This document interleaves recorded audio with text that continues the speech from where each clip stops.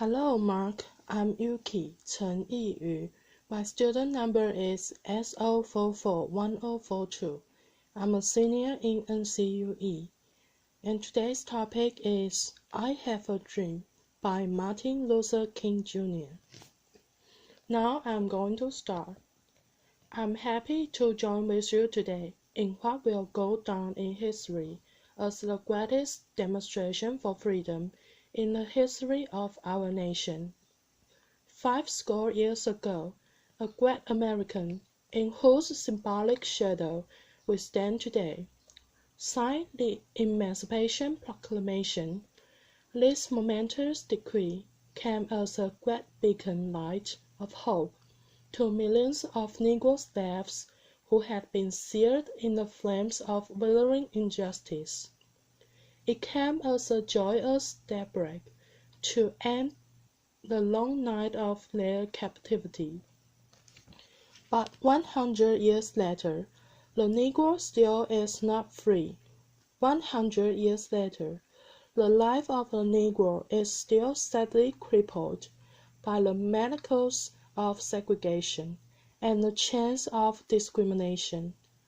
100 years later, the Negro lives on a lonely island of poverty in the midst of a vast ocean of material prosperity.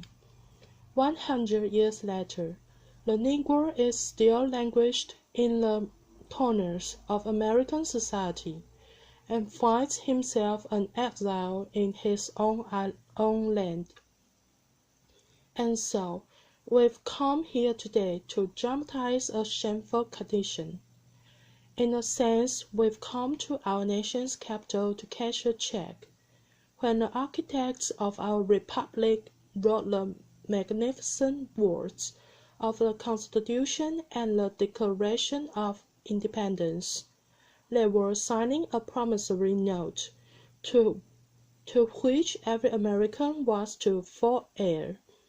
This note was a promise that all men, yes, black men as well as white men, would be guaranteed the unalienable rights of life, liberty, and the pursuit of happiness.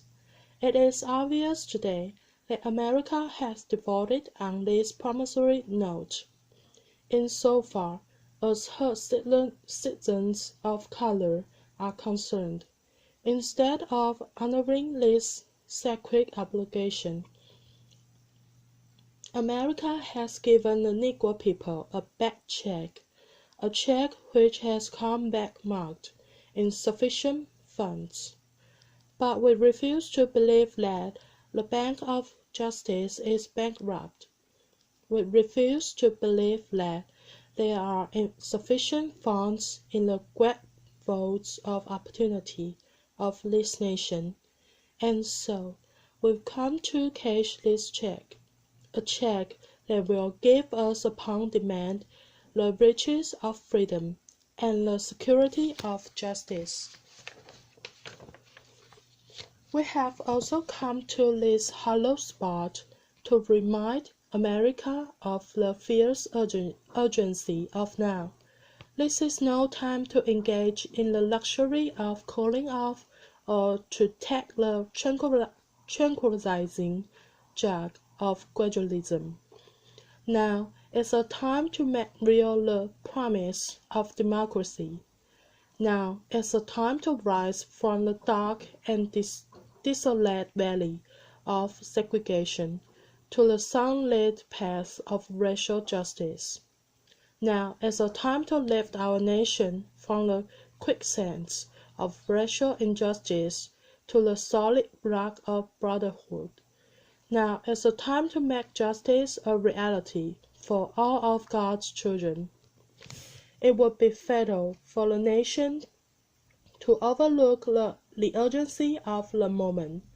This sweltering summer of the Negro's legitimate discontent will not pass until there is an invigorating autumn of freedom and equality.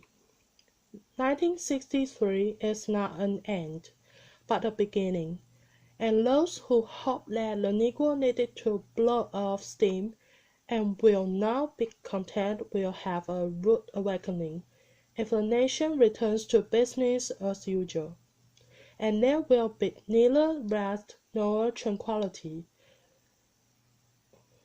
in America until the Negro is granted his citizenship rights. The wild winds of revolt will continue to shake the foundations of our nation until the bright day of justice emerges.